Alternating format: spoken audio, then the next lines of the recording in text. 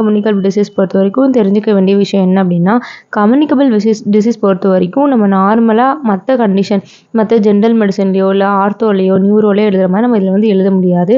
இதில் வந்து எப்படி எழுதணும் அப்படின்னா, ஃபஸ்ட்டு வந்துட்டு இப்போ போலியோ மைலிட்டிஸ் அப்படின்னா அதோட இன்ட்ரோடக்ஷன் இல்லைனா டெஃபினிஷன், அந்த டிசீஸ் பற்றி ஒரு ஜென்ரலான இன்ட்ரோடக்ஷன் டெஃபினிஷன் வந்து எழுதணும். அதுக்கப்புறம் வந்து என்ன அப்படின்னா ஏஜ் அண்ட் ஃபேக்டர். ஓகேவா, ஏஜ் அப்படிங்கிறது என்ன அப்படின்னா எதனால இந்த இது வந்து காசு வந்து ஆகுது. ஓகேவா, ஏஜென்ட் பொறுத்த வரைக்கும் ஏஜென்ட் ஃபேக்டர் பொறுத்த வரைக்கும் ஏஜென்ட் எது வந்து காசட்டிவ் ஏஜென்ட். இப்போ போலியோ நம்ம எடுத்துக்கிட்டோம் அப்படின்னா போலியோ வைரஸ் வந்து காசட்டிவ் ஏஜென்ட். அதுக்கப்புறம் வந்து என்ன அப்படின்னா போலியோக்கு அப்புறம் வந்துட்டு ஏஜென்ட்க்கு அப்புறம் வந்துட்டு இதோட சோர்ஸ் ஆஃப் இன்ஃபெக்ஷன் எதுலேருந்து வந்து நமக்கு வந்து வருது, இந்த போலியோ வைரஸ் எதுலேருந்து வருது அப்படிங்கிறது எழுதணும். அதுக்கப்புறம் வந்து என்ன அப்படின்னா நமக்கு கம்யூனிகபிலிட்டி, எப்படி வந்து இந்த டிசீஸ் வந்து கம்யூனிகபிள் ஆகுது அப்படிங்கிறது எழுதணும், கம்யூனிகபிலிட்டி. அதுக்கப்புறம் இன்ஃபெக்டிவிட்டி வந்து எப்படி இருக்குது அப்படிங்கிறது எழுதணும். ஓகேவா, இது வந்து agent factor. Host factor, agent factors முடிஞ்சதுக்கப்புறம் நம்ம வந்து என்ன எழுதணும் அப்படின்னா ஹோஸ்ட் ஃபேக்டர். ஹோஸ்ட் ஃபேக்டர் பொறுத்த வரைக்கும் அஃபெக்ட் ஆகிறது யார், நம்ம தான், ஹியூமன் பீங்ஸாக வந்து அஃபெக்ட் ஆகணும். இப்போ இவங்களோட ஏஜ் எந்த ஏஜை காமன் அஃபெக்ட் பண்ணுது, யாருக்கு வந்து அஃபெக்ட் ஆகுங்க, செக்ஸில் வந்து எந்த ஃபீமேலாக மேலாக யார் வந்து காமன் அஃபெக்ட் வந்து ஆகிறாங்க. அண்ட் அதுக்கப்புறம் ஹாஸ்டோட இம்யூனிட்டி வந்து எப்படி இருக்குது, இம்யூனிட்டி வந்து எப்படி டெவலப் ஆகுது அப்படிங்கிறது எழுதணும்.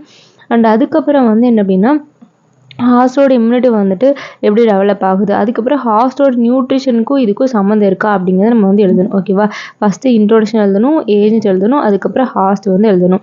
அதுக்கப்புறம் வந்து என்ன அப்படின்னா ஹாஸ்ட்டுக்கு அப்புறம் என்விரான்மெண்டல் ஃபேக்டர் வந்து என்னென்ன ரோல் வந்து ப்ளே பண்ணுது. இப்போ ஒருத்தவங்க வந்து ஒரு நல்ல ஒரு ஹைஜீனான ஒரு சானிடைஸான ஒரு ஃபுட்டோ சானிடைஸான ஒரு வாட்டரோ எடுக்காமல் ஒரு சும்மா வந்து ஒரு ஓடுற தண்ணி அவங்க எதுவும் எடுத்து கொடுத்தாங்க அப்படின்னா அவங்களுக்கு என்ன போலியோ அதுக்கான நிறைய சான்ஸ் வந்து இருக்குது. ஸோ அது வந்து என்விரான்மெண்டல் ஃபேக்டர் வந்து எழுதணும். அதுக்கப்புறம் வந்து என்ன அப்படின்னா நம்ம இன்குபேஷன் பீரியட், எல்லாத்துக்குமே வந்து டிசீஸ் வந்தோடனே இன்ஃபெக்ஷன் வந்தோடனே நமக்கு வந்து சிம்டம் வராது. ஒரு இன்குபேஷன் பீரியட் அப்படிங்கிற ஒரு பீரியட் வந்து எடுத்துக்கும். அதாவது இன்ஃபெக்ஷன் வந்து நம்மளை அஃபெக்ட் ஆகி எப்போ வரைக்கும் நமக்கு சிம்டம்ஸ் தெரியாமல் இருக்கோ அது வந்து இன்குபேஷன் பீரியட். எப்போ சிம்டம்ஸ் வந்து தெரியுதோ அதுலேருந்து நம்ம இன்ஃபெக்டிவிட்டி வந்து கிளினிக்கல் ஃபேஸஸ் வந்து ஆரம்பிக்கும். ஓகேவா, இன்குபேஷன் பீரியட் பற்றி எழுதணும். அதுக்கப்புறம் நார்மலாக போலியோ மைலிட்டிஸ் பொறுத்த வரைக்கும் அதோட கிளினிக்கல் ஸ்பெக்ட்ரம் எழுதிட்டு அதுக்கப்புறம் வந்து ஒரு ஜென்ரலான இன்வெஸ்டிகேஷன் ஏதாவது ஸ்க்ரீனிங் டூல் ஏதாவது இருந்தால் அதை வந்து படிச்சுக்கோங்க. அடுத்து ஃபைனலாக வந்துட்டு இம்பார்ட்டண்டான விஷயம் ப்ரிவென்ஷன். இதில் வந்து இது வந்து நம்ம கம்யூனிட்டி மெடிசன் சொல்கிறத விட ப்ரிவென்டிவ் மெடிசன் சொல்லலாம். ஏன்னா எந்தெந்த டிசீஸ் எப்படி வருது, எப்படி வந்து அதை ப்ரிவென்ட் பண்ணணும் அப்படிங்கிறத ஒரு இம்பார்ட்டான விஷயம். நார்மலாக ஒரு இண்டிவிஜுவலுக்கு வர்றது ப்ரிவென்ட் பண்ணுறதை விட ஒரு கம்யூனிட்டியில் உள்ள ஒரு பீப்புள்ஸ்க்கு வராமல் இந்த டிசீஸ் வராமல் ப்ரிவென்ட் பண்ணுறது தான் இந்த கம்யூனிட்டி மெடிசனோட மெயின் எய்ம். ஓகேவா, ஸோ தட் இந்த எல்லா டிசீஸ்க்குமே நீங்கள் ப்ரிவென்ஷன் வந்து ரொம்ப படிக்கணும். ப்ரிவென்ஷன் பொறுத்த வரைக்கும் நமக்கு ஃபஸ்ட்டு சாப்டர்லேயே படித்த பேசிக் வரும். Primary prevention, secondary prevention, tertiary prevention வந்து வரும். இதுக்கு முன்னாடி ப்ரைமோடியல் ப்ரிவென்ஷன் அப்படிங்கிற ஒரு ப்ரிவென்ஷன் வந்து இருக்குது. ஓகேவா, இது எல்லாமே வந்து எப்படி அப்படிங்கிறத பார்த்துக்கோங்க. இந்த கண்டென்ட்ஸ் வச்சு தான் நீங்கள் இந்த டிசீஸ்ல எல்லாமே படிக்கணும். Polio, meningitis, encephalitis, TB, filariasis, leprosy, tetanus, measles, இது எல்லாமே வந்து நீங்கள் அதை வச்சு தான் வந்து படிக்கணும். ஓகேவா, இதே மாதிரி நமக்கு நான் கம்யூனிகபிள் டிசீஸ் பொறுத்த வரைக்கும் நமக்கு ஏஜென்ட் ஹாஸ்ட் அப்படி வராமல் இதில் மேஜராக அஃபெக்ட் பண்ணுறது ரிஸ்க் ஃபேக்டர்ஸ். ஏன்னா நான் கம்யூனிகபிள் டிசீஸ் பொறுத்த வரைக்கும் இது வந்து கம்யூனிகபிள் கிடையாது, யாருக்குமே அவங்களுக்கு ரிஸ்க் ஃபேக்டர்ஸ் இருந்தால் அவங்களுக்கு வந்து டிசீஸ் வந்து டெவலப் வந்து ஆகும். ஓகேவா, ஸோ இது நான் கம்யூனிகபிள் டிசீஸ் பொறுத்த வரைக்கும் ரிஸ்க் ஃபேக்டர்ஸ் தான் ரொம்ப முக்கியம்.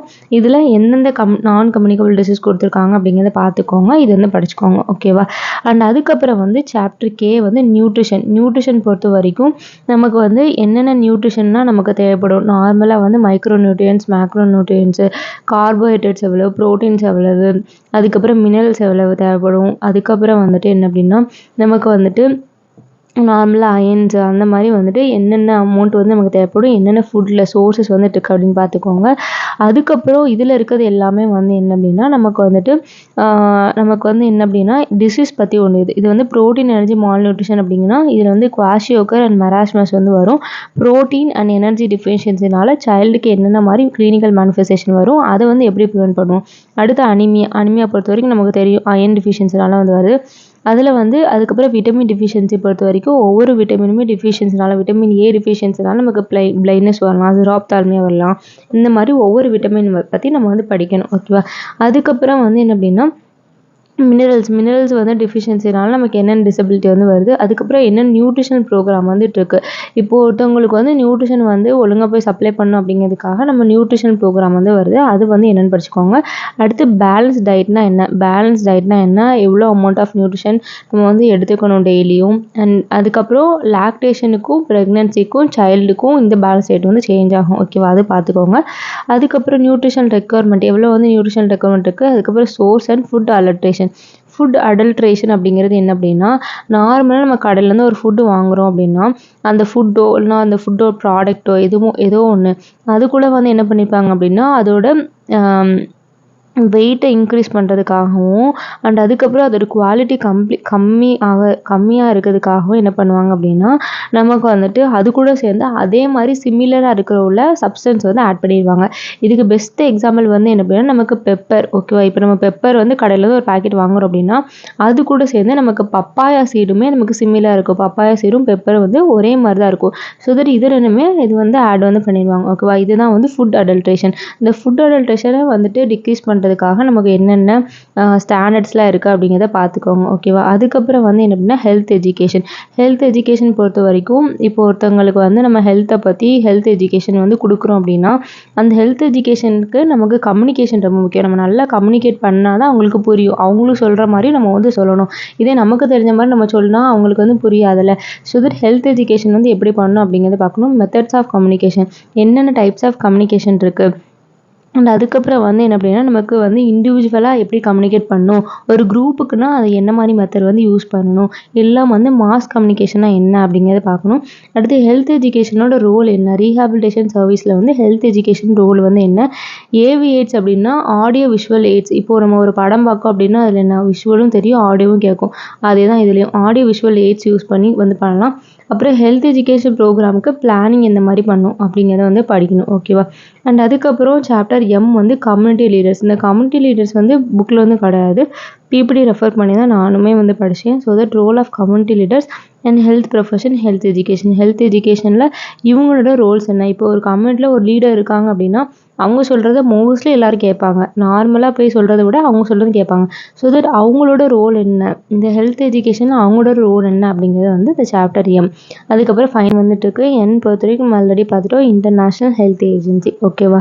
அண்ட் இது தவிர நீங்கள் கம்யூனிட்டி மெடிசனில் வந்து ப்ரீவியஸ் இயர் கொஸ்டின் எடுத்து பாருங்கள். எதெல்லாம் வந்துட்டு அவுட் ஆஃப் சிலபஸ் இருக்கோ அது எல்லாமே நீங்கள் வந்து கவர் பண்ணியிருக்காங்க. ஸோ தட் இதுதான் வந்து கம்யூனிட்டி மெடிசனில் நீங்கள் படிக்கக்கூடிய விஷயம். இந்த கண்டென்ட்ஸில் நீங்கள் வந்து படித்தாலே போதும், ஈஸியாக வந்து எழுதி நீங்கள் வந்து பாஸ் பண்ணலாம். அண்ட் இதை தவிர நீங்கள் இந்த நாலேஜுமே வந்து அடுத்து நீங்கள் ஃப்யூச்சரில் வந்து அப்ளை பண்ணுறதுக்கும் உங்களுக்கு வந்து ஹெல்ப்ஃபுல்லாக இருக்கும். அண்ட் இதோடு நம்ம இந்த வீடியோ வந்து ஃபினிஷ் பண்ணிக்கலாம். அண்ட் இதை தவிர வேறு என்ன சப்ஜெக்டில் உள்ள சிலபஸ் வந்து டீகோட் பண்ணணும் அப்படிங்கிறத நீங்கள் வந்து கமெண்ட் பண்ணுங்கள். Thank you. C you all next video. Bye.